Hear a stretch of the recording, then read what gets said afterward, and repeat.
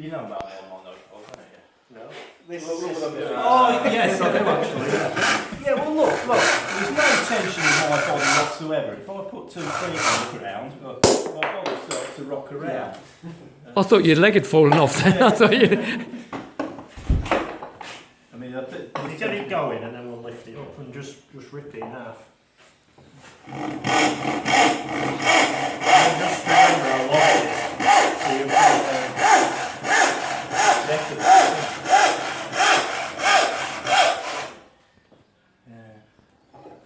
it's effortless. See, it's a bit weird lifting upright for me. Yeah.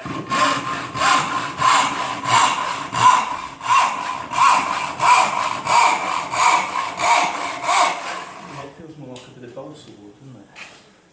So Is that English oak you got that's there? oak, yeah. So, So, that's giving me a go. but the thing is, without you even trying, if you look down it, I haven't really been concentrating. yeah, on but taking it straight. it'll just cut in a straight line. Yeah. And this is the 26-inch SEATON panel hand plane, Yeah, because it's it's, rip cut. Yeah, this is ripped, so it's classed as the hand saw. The hand saw. Sorry, hand saw, yeah.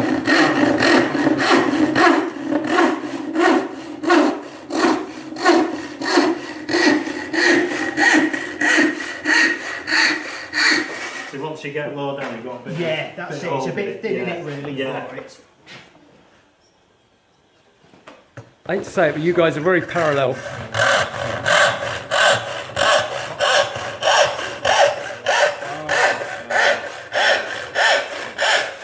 I just cuts as straight as it would be.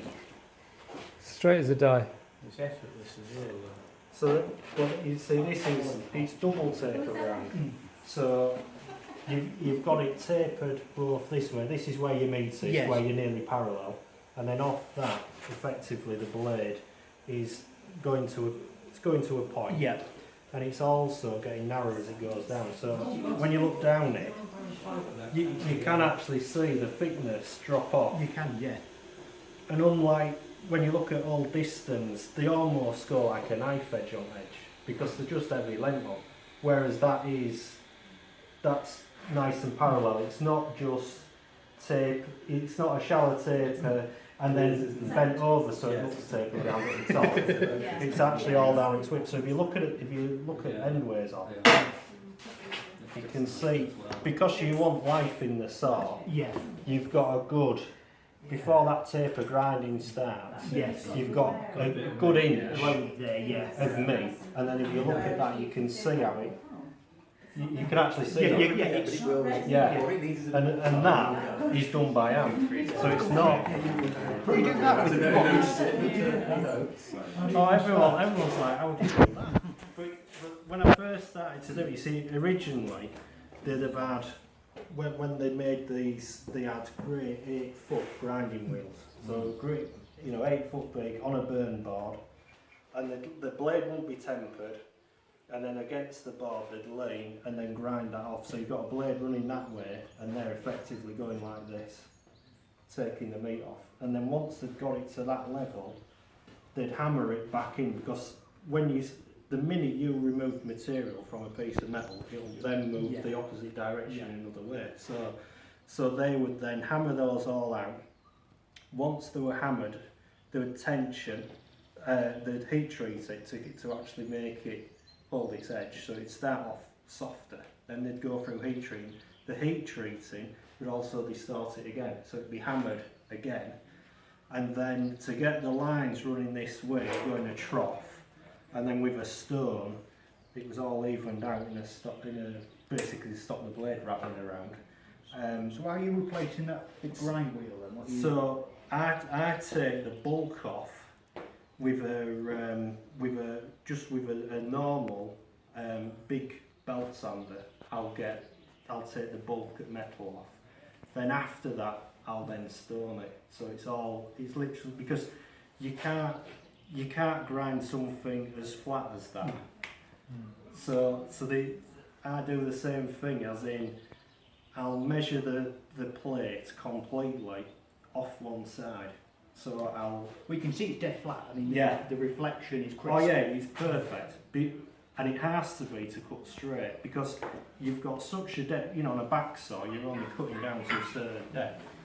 But when you're wanting to pass through what you're cutting, it's crucial that the whole depth of that's going to clear without snagging. So this taper grinder, which is pretty much lost now, means that you can put a finer set on because you know the plate is going to clear higher up because it's actually slimmer. When the less set, the quicker the cut as well. Yeah, and the grinding itself, what I do is I actually take it all off one side, knowing it's going to move all over. So I'll measure it in all different places, take the material off, and then flip it over, and then I'll take down to the size that I want to go off the other size, and then I'll straighten it. So these move all over. So I have a... How bloody week's work in a saw place. Well, when the first ones of these that I've made took me 40 hours a piece to make. So the actual, this plate is, once you've gone through the process, one, it don't come straight. You know, people think, oh, this comes with teeth in, but it doesn't. It's literally a plate cut out. Each tooth's individually cut into a fly press, and then in that fly press, I have different, effectively punches and blocks and jigs that I can adjust, and I'll go down the blade and flex it, and I'll literally take out where I can see the light line. I'll take that out, and then once I've gone through all of that stage and everything is absolutely bang on straight, then I'll take it down even finer, correct again, and then with this, there's no one else that I know that's doing it. Although people might say they are, I don't know anyone that is. But an inch above this tooth line, it's actually tensioned as well. So I actually have a saw filer's hammer, which you still traditionally use on circular saws for flattening them out and tensioning, and that's beaten down this tooth line. But And so that spreads the steel basically. yeah, what you're doing is you're effectively squashing it, but not to an amount that it looks braid. Yeah. You know, where it's all pink. Yeah.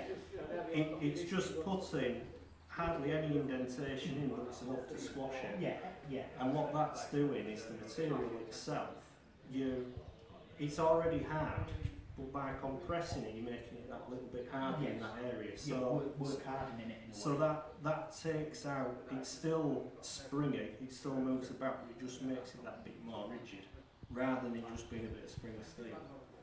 So there's nothing really any different about me putting this together to what it was done over 200 years ago. Likewise the handle, there's no difference, you know, from all the drawings that I've had. It's exactly an exact copy, same as the original's not squared off along the front, it's just got a slight radius. Yeah, well, everyone, I've talked this through with loads of people. Everyone's got their own theory, and no one's right, I don't believe. But the thing with a nib in my eyes, coming from a practical point of view and not looking at it, because there's a lot of cosmetic features on this where you think, well, what's all this doing? Well, it was a bit weird just to stick around and nip on at the end. There's a lot they did to make things look nice, and a lot of people think it's there to make it look pretty. But if you're looking from that side and you're withdrawing that saw, the minute you see that appear, you know it's time to push the saw back. I see, yes. So back then you'd have saws that are 28 inch, 26 inch. In a shop workshop.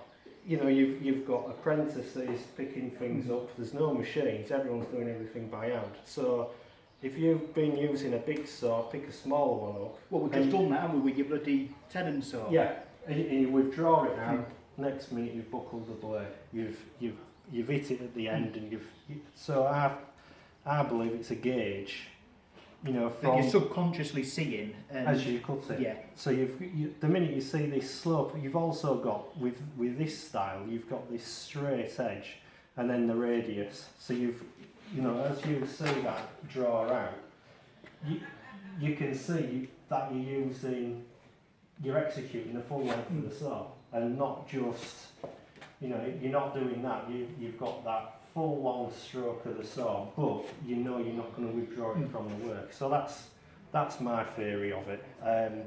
It did get more elaborate in the fact that some of these nibs almost became almost like a ball, and a lot of early saws you'll struggle to find them with nibs on because they made them that thin that they just snapped off. Yeah. But that's in keeping with the SEATON saw. Yeah. And like the subtlety as well as the branding. Well, it's not flash. No, well the placement and the size of that stamp again, although it says SKELTON Saws England, is exactly the same as the original. Right. It's in the same place, it's at the same angle, parallel with a tooth line rather than with the back. As some of them were parallel with the back and slopes. Yes. On the SEATON one, it's parallel with the tooth line. And this is incredibly difficult to put in because I use hardened plates to make these. Originally they used, the blade was untempered, so this was soft, so to stamp it, not too bad a job. But the fly press that I use for that is 4 tons and it's its limit. Right, and to actually indent that into the spring steel. And the stamp itself, that was also made in a higher grade of steel to withstand stamping spring steel because it's also very fine. So any softer just bend and it just curl. The tooth pattern as well is exactly the same as the SEATON saws. The width of the plate is taken off the same width, and the taper grinding is taken off the width that Ken Hawley, when he got the original saw, he did some detailed pictures of the saws, miking them up in different areas, and that grinding is exactly the same tolerance to what the original is. So, you know, although there has been other copies of the saw made to represent it, I don't believe there's been an exact copy of it not like and made how it would have been made back then.